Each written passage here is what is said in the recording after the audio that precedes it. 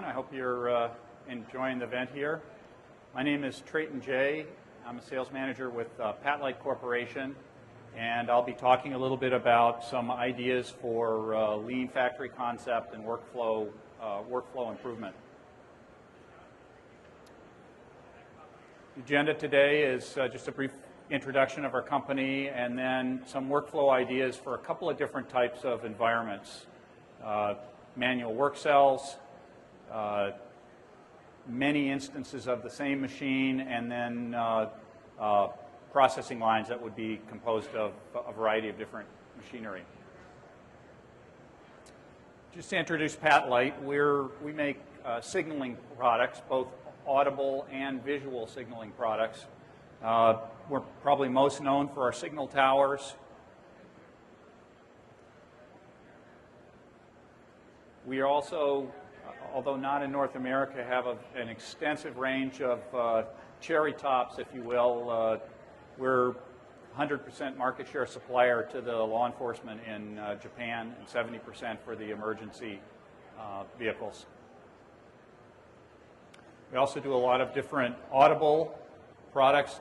This is an area where we're starting to see, it's typically been popular in some of the industries like semiconductor, but most manufacturing, heavier manufacturing, hasn't used much in the way of audible, at least not things like MP3.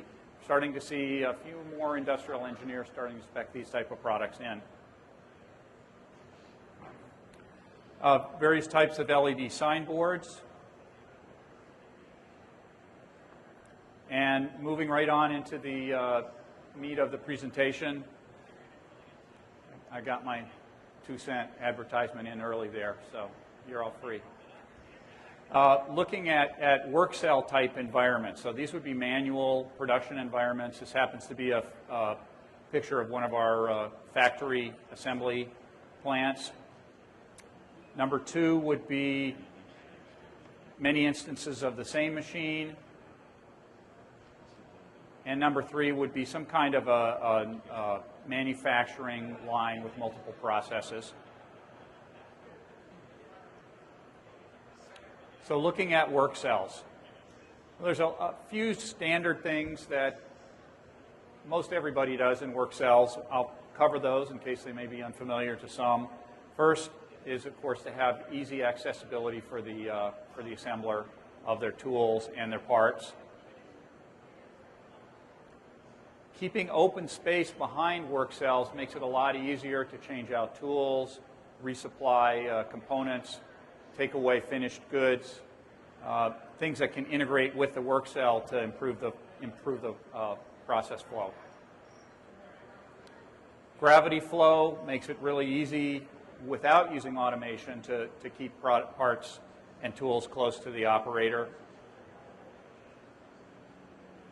And then visual indication is another way to be used. Typically, it's a way to signal a supervisor if there's some kind of an issue. You know, there can be issues of material flow, issue of component quality, issue of the assembly process that need to be notified to a supervisor, but the supervisor may be at some distance. So having them be able to look across a plan and see, there's a problem there, makes it easier for them to act quickly to resolve that, keep production up.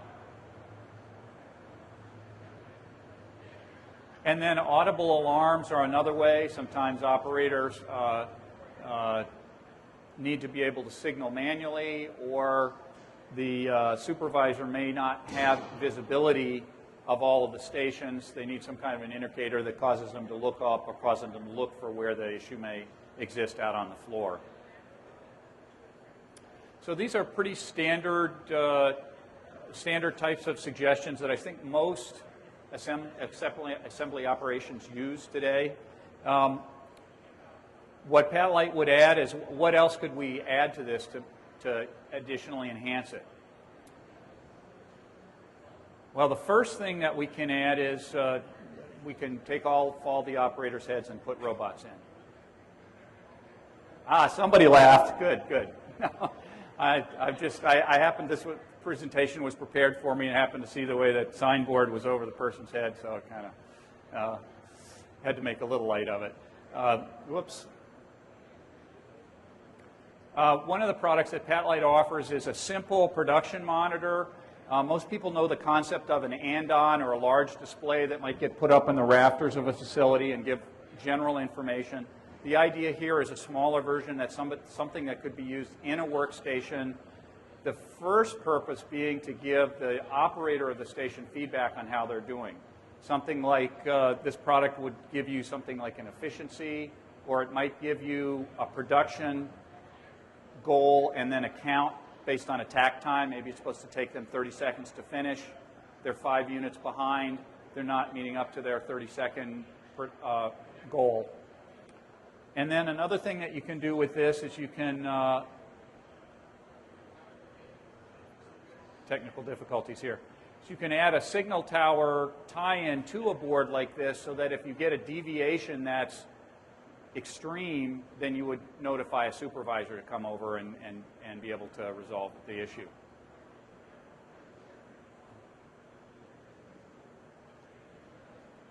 Next item would be good lighting.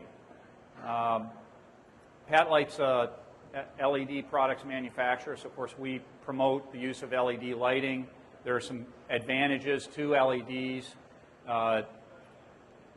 Most other types of lighting, at least fluorescent lighting, have a flicker. It has I've noticed it has more of an impact on female operators than on male, but a lot of people it causes eye fatigue with. It's not necessarily pleasant light to be working under, so you can have some production problems that result from that. So using LED lighting for your close-in task lighting is a great way to improve the quality of the lighting for your operators. There are different spectrums of light according to what you're doing. Typically, something in the daylight area gives you the best color and parts definition for manual operations.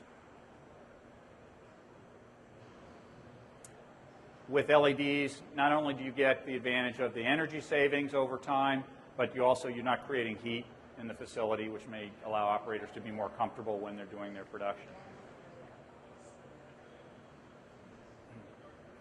Another nice thing about LEDs is you avoid the types of chemicals, ROHS, ROHS standards, mercury, those things that are in some of the fluorescents and some of the other technologies. You avoid those with LEDs, so they're green in that sense. So another idea.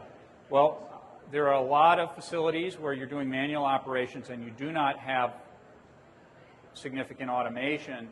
So you may need ways for operators to signal to a supervisor or for parts flow or other needs. There are products such as a signal tower that would have manual switching. We offer the WSST product here that would allow an operator to make a call from his station while he's working. To call a person or material, I don't mean phone calls.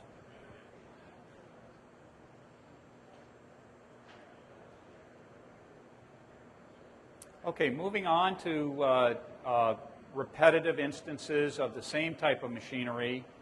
Once again, LED signboards for less automated applications where you don't have a completely connected factory, say by Ethernet or some kind of a industrial network. Signboards allow for quick viewing of performance of machinery, so you can spot errors. Here again, connecting into the stack light allows you to get a more general alarm that something's wrong. That might be if you've got an operator who's working a range of machines in a zone, they might need a little more indication to be able to see that something's gone wrong with one of the machines in their charge.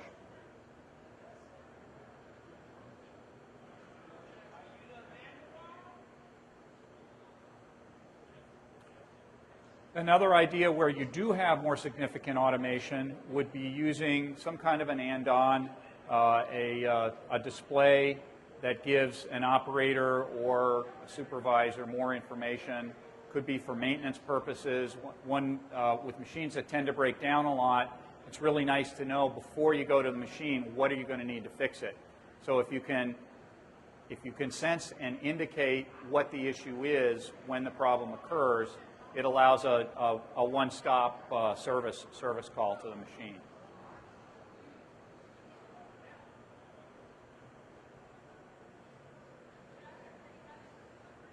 In the case of multiple machines, sometimes it's maybe hard to determine which machine is not functioning. This has been used in the semiconductor industry for a long time, is using different songs on different components in a manufacturing cell. You know, one will play Merry Christmas and the other one will play Jingle Bells or something. Sorry about that. Bump that. Or something like that to allow a really easy audible indication for operators and maintenance people about where the exact issue, maintenance issue might be.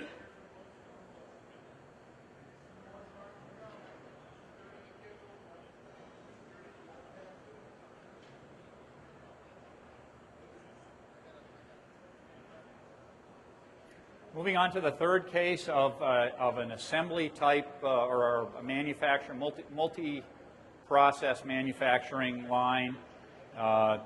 Just one example of a block diagram here. When you're looking at when you have a line like this, your investment a lot of times in improvement relates to where the bottleneck is. Is the bottleneck with the process? Is it with a particular piece of equipment? Is it something in between? Is it a maintenance issue because the equipment's old or some other reason? There are a lot of reasons why somebody may have bottleneck issues, and generally, rather than replacing the whole line, you want to dial in and find out where that bottleneck is, resolve the specific issue so that you can get the maximum bang for the minimum investment. But how do you do that in a complex, a large line? It's not so easy. It takes a lot of data. You have to understand the processes. You have to be tracking the operation on a continuous basis. You have to have some way to look for patterns in how things are operating so that you can find where the issues, the takt times are too long, where the issue might exist and what's causing it. Some companies do this manually or try to do it manually, but it typically takes a lot of clipboard time. So you may be tying up a lot of resource, doing manual data collection. That data has to be typically entered into a PC for analysis. Maybe there are errors when it's transferred over. So you have issues where you may collect good information but be analyzing bad information. Regardless, it's a pretty labor-intensive process to do manual analysis of this type. The next thing that's out there in a much higher level, more automated concept would be, well, let's go SCADA, or let's put in some kind of an MES system that would allow us to automatically collect all that data, maybe really easily analyze it. The issue here is that you need to either have a network or you're going to need to install a network that ties all your equipment together. You're also going to have somebody who understands networks, who can implement the SCADA, and cha-ching. It tends to be very costly. So is there something maybe that's in between a SCADA and doing it manually that might make the data collection a lot easier, so that it would be cost effective for a less automated facility to be able to get this kind of capability to do process improvement? In the case of Patlite solution, we offer something that we call AirGrid, which is a wireless event transmission system that works in conjunction with our signal towers. So this is not a remote control of the signal tower. This is actually a wireless device that sits on the signal tower that will transmit the event, so a timestamp and what happened in the signal tower, to a central location, either via Ethernet or directly to a PC. So the idea would be that the classic example would be, let's say you've got an automotive assembly plant, and I know that might be a little ambitious for most of you out there, but it's an easy one for me. You've got control panels everywhere in that assembly plant. Your downtime's $10,000 a minute. When a panel fails, you shut down. Your stack light typically goes to red. When a maintenance guy gets to the station, he might set it to yellow, and then when he gets it repaired and back online, it goes back to green. Well, each one of those events, there's an interval of time associated with it, and by collecting those over time, which is what this system will do, you can look at patterns. Why does it take the operator an average of 20 minutes, the maintenance guy an average of 20 minutes after the failure occurs before he gets to the panel? Why does it take him 15 minutes to repair each time before it gets it back to green?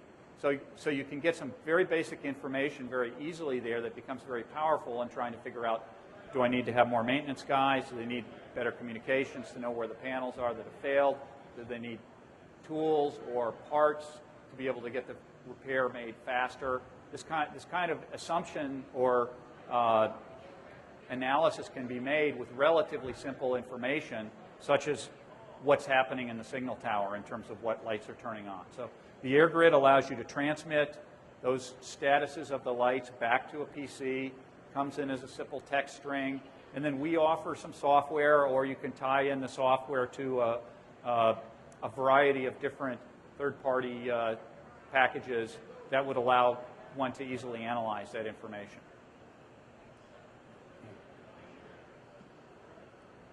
So looking at how this might be applied in a couple of practical situations, here's a situation where the company has their equipment deployed in a certain configuration. They have protective fencing around some of the equipment, so it's not easily accessible. And they've got a situation of where trying to reorient all the equipment, it's just too costly. And they have high downtime because of not easily being able to access or sense when a problem's occurring. So what can AirGrid do here? Well, the bottom line, it was able to reduce the downtime by about 50%.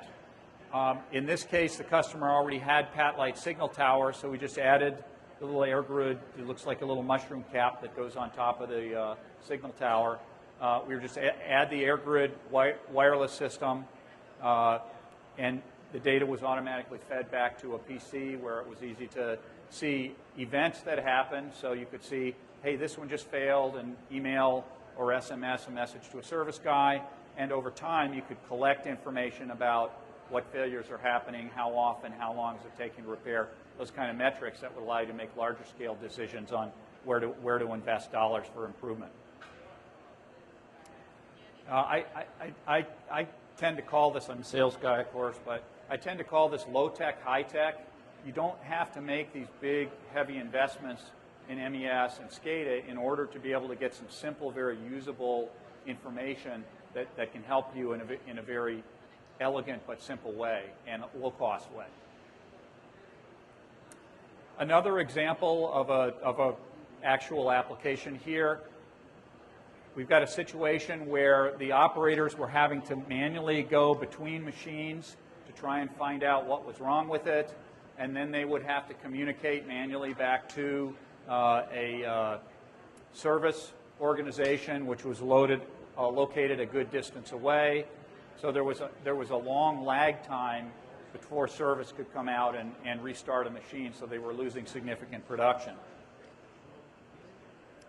In this case, again, they were able to install the AirGrid on the existing signal towers. Now we have an instantaneous notification back to the service about what's wrong and where it is. Made it a lot faster for the service people to respond and reduce the downtime.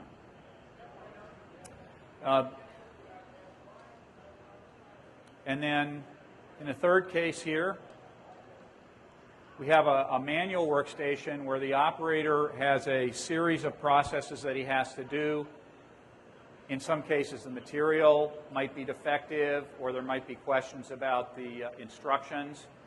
The operator would have to wait a substantial time for a communication process to go to the engineer or to the QA person to come out and look at it. The operator would be waiting until that happened. And by installation of the AirGrid and using this with a manual control box, Now when the operator had an issue, he could actually signal the quality engineer, signal the process engineer, immediate information to that location on that event, so that the engineer could come a lot faster and you had less loss of work. Really very simple solution, mostly manual.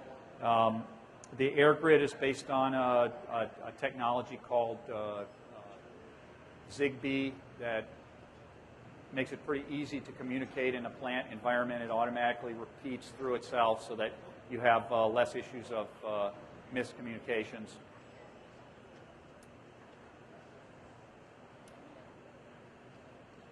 So, summarizing for this presentation, keeping an open working environment where you have good lines of visual sight, certainly a key thing to be able to, for supervisors to know what's going on and to be able to resolve issues quickly.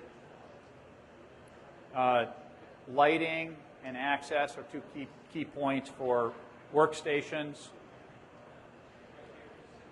Visual signaling of status of production, very easy thing to do with very old machines and with manual equipment that both of which might not be suited to cost-effective automation.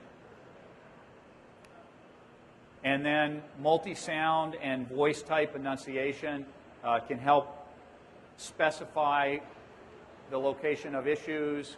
You can use them for operator instructions in multi-language. There's a number of issues that arise that you can improve your productivity by adding sound capabilities to your equipment. And then for the multiple machine areas, wireless data collection is just a really easy way to be able to find ways of improving your process at the lowest cost. That's a complete presentation today. I want to thank you for sitting in, and I'll be glad to try and answer questions later. And if you have a few minutes, come by our booth. If you don't, there's some brochures in the back there. You might want to pick one up. They're just kind of a summary of the product.